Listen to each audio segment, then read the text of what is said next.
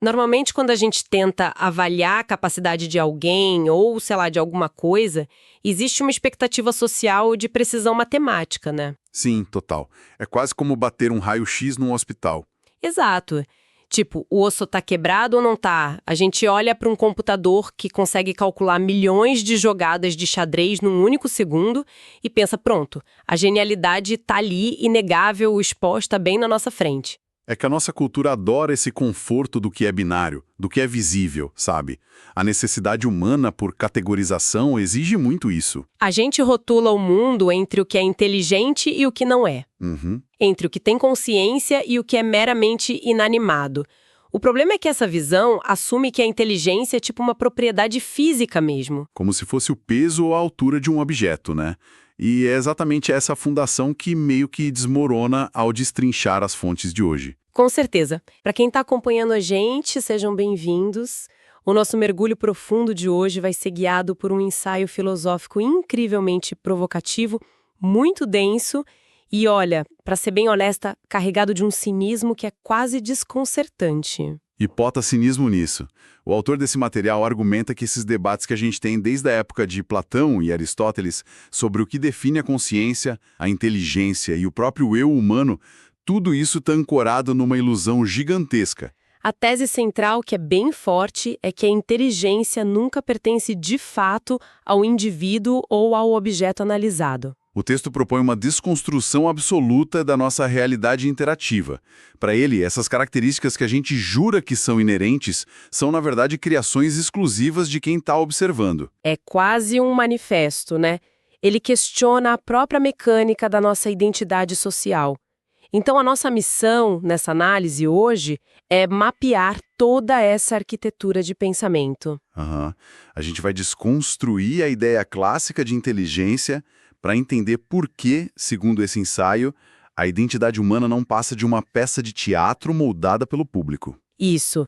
E aí, na segunda metade dessa nossa conversa, a gente vai explorar como tudo isso culmina nas chamadas 5 energias, que seria o sistema implacável que rege o nosso mercado de sobrevivência e o jogo de poder atual.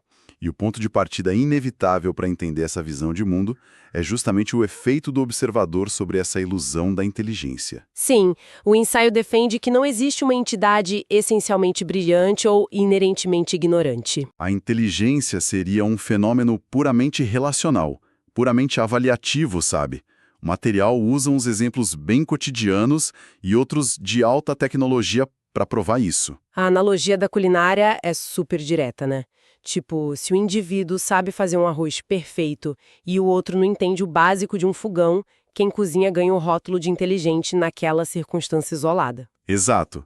A inteligência ali é medida puramente pela utilidade prática que uma parte está oferecendo para a outra. E aí ele escala essa ideia utilitária lá para o impacto da inteligência artificial. Ele foca bastante na tradução simultânea do YouTube. Nossa, essa parte é sensacional.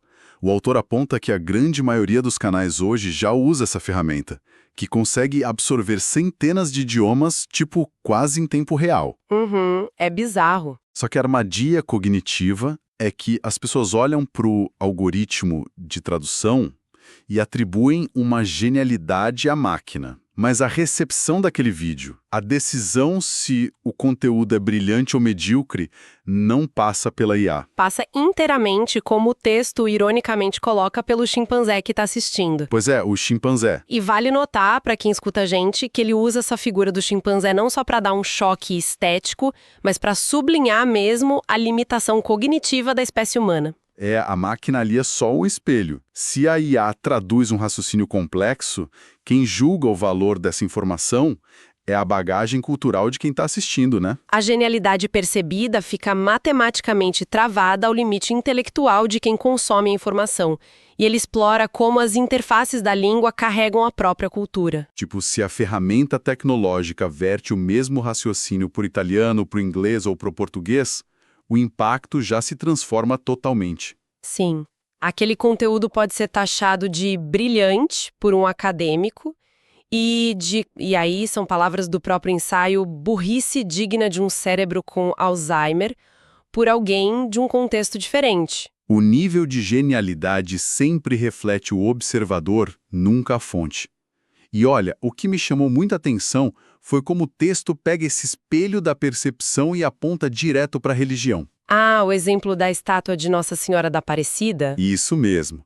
Do ponto de vista material, cru, é um objeto inanimado de madeira ou de barro, certo? Certo. Mas aí formam-se cidades inteiras ao redor dela.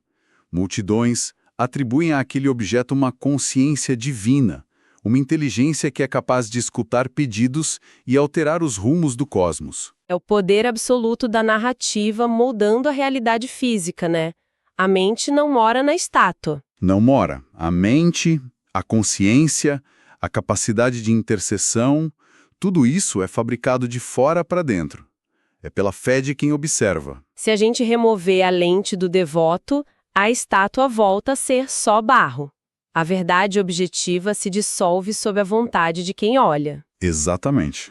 Mas olha, aqui eu sinto que a gente precisa colocar essa teoria um pouco contra a parede. Manda ver. Para esse autor, a inteligência parece funcionar igual ao conceito estético de beleza, tipo, tá puramente nos olhos de quem vê. Mas como a gente lida com a objetividade inegável da matemática? Como assim? Se a gente voltar naquele exemplo do computador de xadrez, que o texto menciona, uma máquina que calcula 1 milhão de possibilidades de jogadas num segundo e derrota qualquer cérebro biológico. Isso não é uma inteligência objetiva e matemática, independente de quem esteja olhando? Então, a resposta que o material dá para esse questionamento é muito interessante, porque muda o foco dessa suposta genialidade inata para a simples decodificação de sistemas. Como ele chega nisso? Ele narra uma história bem pessoal. O autor comprou um tabuleiro de xadrez eletrônico, físico mesmo, numa viagem a Nova York e passou horas duelando contra o processador. Aham. E a revelação dele ali não foi reconhecer a genialidade da máquina, mas sim perceber a repetição fria de um algoritmo. Ah, entendi. Ou seja, no momento em que ele entendeu o padrão, o truque perdeu a mágica de vez. Perfeito. Perdeu a mágica. O argumento dele é que jogos de estratégia, seja num tabuleiro ou na sociedade civil, eles não dependem de uma inteligência mística superior. Dependem puramente da habilidade de quebrar o código. De descobrir o padrão que rege as decisões do oponente, né? A máquina só parece genial enquanto o algoritmo dela fica oculto pra gente. Quando o véu cai, é só uma calculadora seguindo um monte de instruções. E, cara, o salto lógico que o ensaio dá a partir dessa ideia é monumental. É porque o tabuleiro de xadrez de Nova York serve meio que de prelúdio para o que ele chama de o grande sistema. Isso, a grande consciência da informática. E todos nós estamos inseridos nela. A expansão dessa tese para o nosso cotidiano descreve uma sociedade de rastreamento total. O ensaio pinta um cenário onde a privacidade financeira, o papel moeda físico, está sendo sistematicamente aniquilado. Sobrevivendo só nas margens bem periféricas da sociedade, né? No centro do tabuleiro de verdade, a vida já é dominada pelo Pix, pelos cartões de débito, crédito e pelo histórico digital que é incontornável. O sistema sabe o que a gente consome, o que a gente debate, o que a gente deseja. E o autor é muito categórico ao dizer que quem acredita que está burlando essa engrenagem de controle está só sendo ingênuo. Totalmente ingênuo. A corrupção sistêmica não acabou com esse rastro digital, ela só sofisticou os algoritmos dela. Sim, o texto até cita o uso do Bitcoin, redes de lavagem de dinheiro passando por lugares tipo Paraguai ou os próprios Estados Unidos, com evidências desses novos códigos sendo quebrados pelos grandes jogadores. E aqui vale fazer uma pausa super importante sobre a visão política do texto. Sim, por favor. E só para deixar muito claro para quem acompanha a nossa análise, a gente não está aqui endossando essa visão hipercínica, nem tomando partido, tá?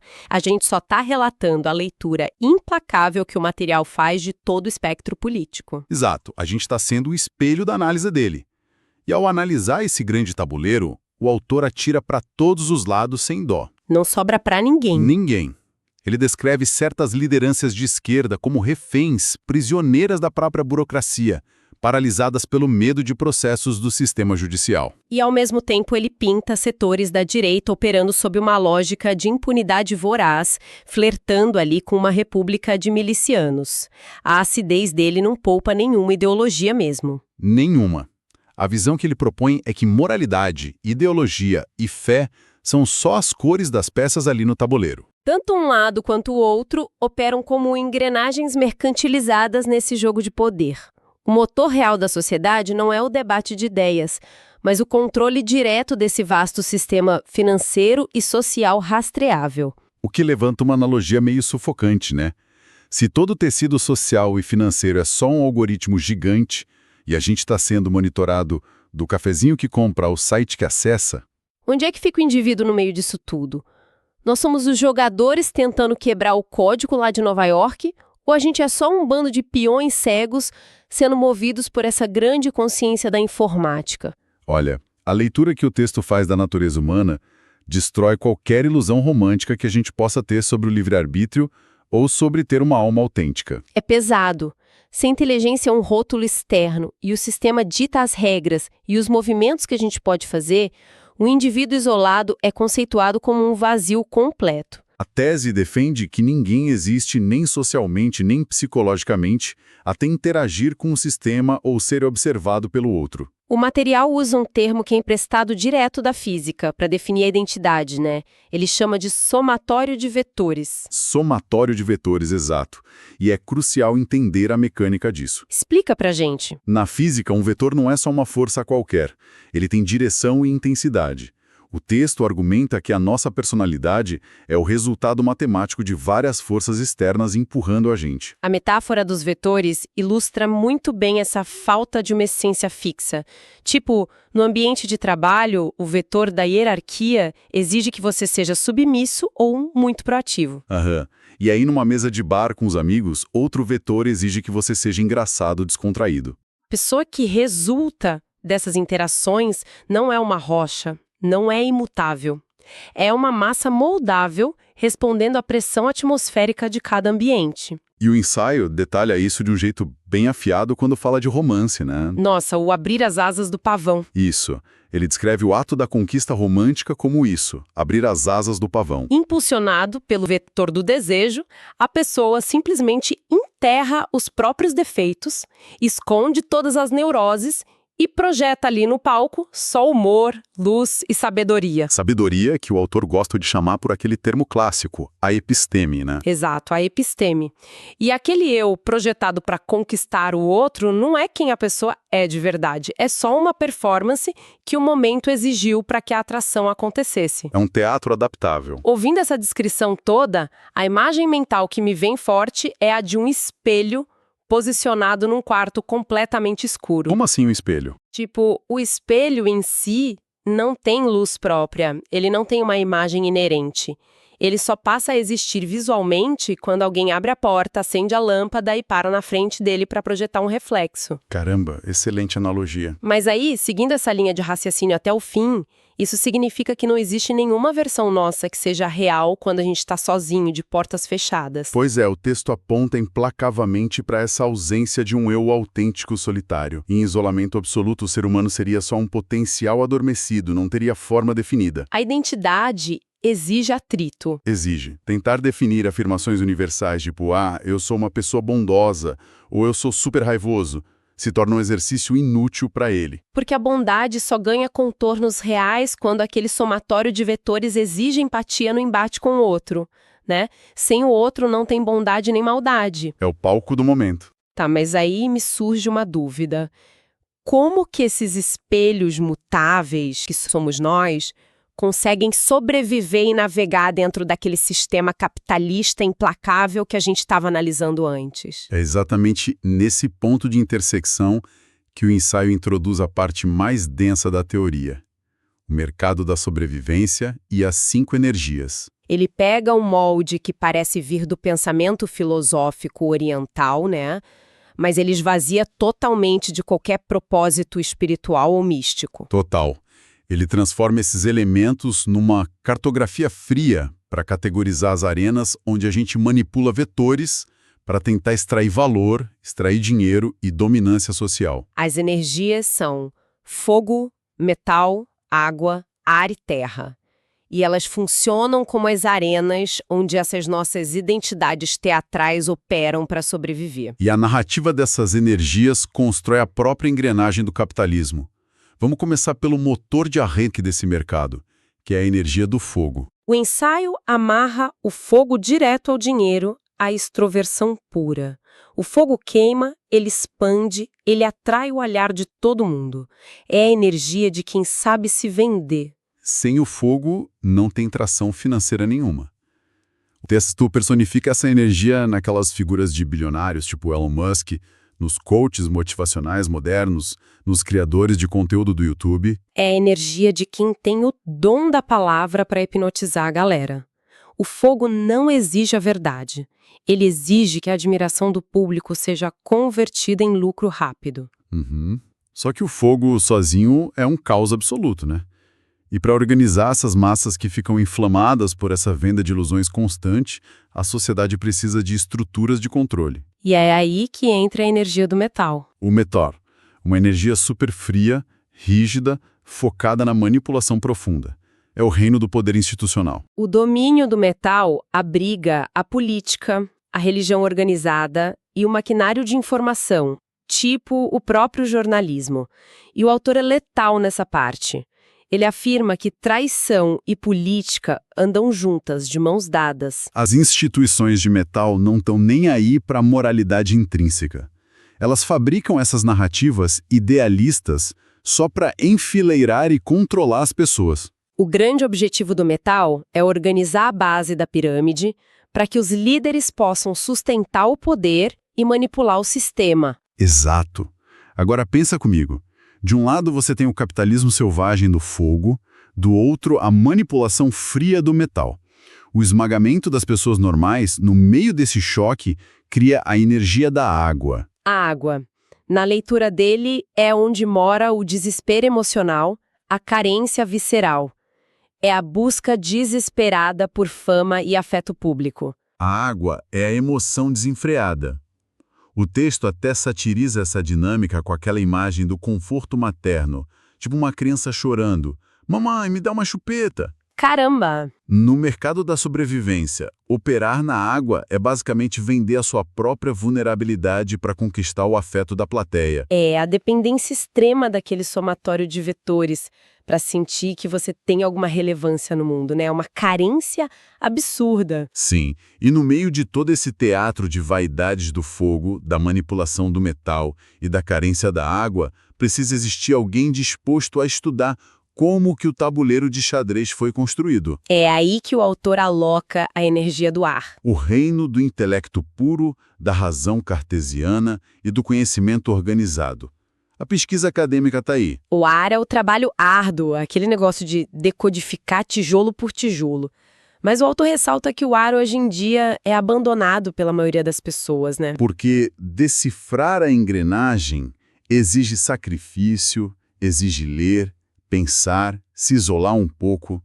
Enquanto isso, o fogo e o metal estão ali oferecendo atalhos super sedutores para a fama e para o poder. Muito mais fácil. E, por último, para tangibilizar tudo isso, o ensaio descreve a energia da Terra. A Terra é o limite físico, o mundo material, o nosso corpo biológico.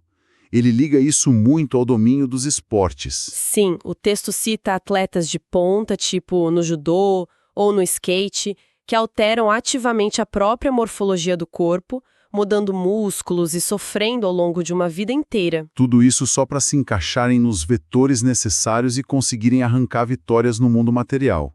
É a submissão do corpo ao objetivo. Olha, ouvindo a brutalidade dessa arquitetura toda, onde uma energia explora a outra manipula e a outra fica chorando por atenção, eu sinto que eu tenho que dar uma empurrada de resistência aqui. Pode empurrar, qual é a dúvida? Sacrifício no esporte, a fé das pessoas ou o próprio amor romântico a transações puramente calculistas.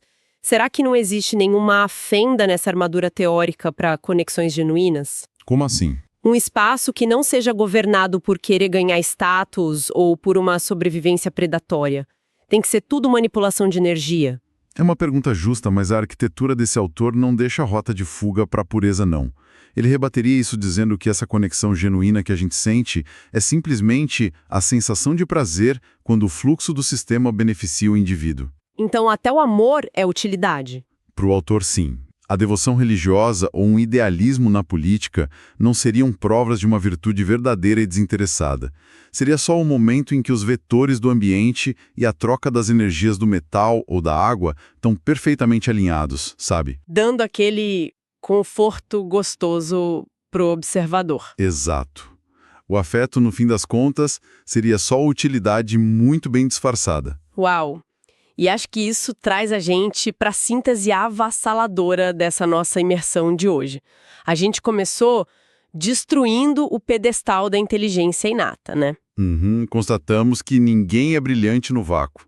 Nós somos apenas espelhos que refletem as limitações e o nível cultural de quem está ali nos avaliando. Depois, a gente expandiu essa destruição de ilusão para a própria individualidade.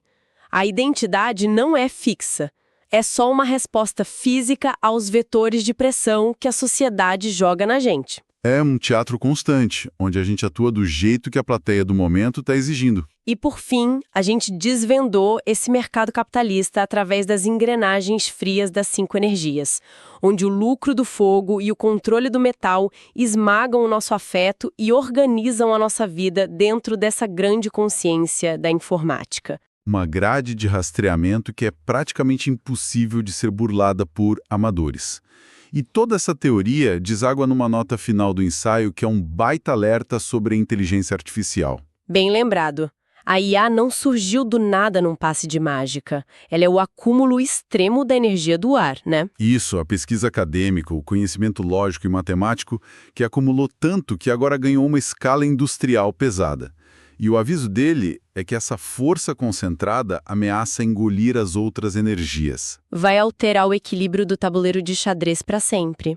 O que me empurra para a grande provocação final que fica, para quem está acompanhando essa análise. Qual? A espinha dorsal dessa visão de mundo inteira se sustenta na ideia de que a nossa inteligência, a nossa moral e a nossa identidade só ganham vida quando são observadas e julgadas por outra pessoa. Certo? Certo. É a dependência total da validação externa para a nossa realidade existir. Então, o que sobra desse somatório de vetores humano no momento em que o maior observador das nossas vidas deixar de ser um humano?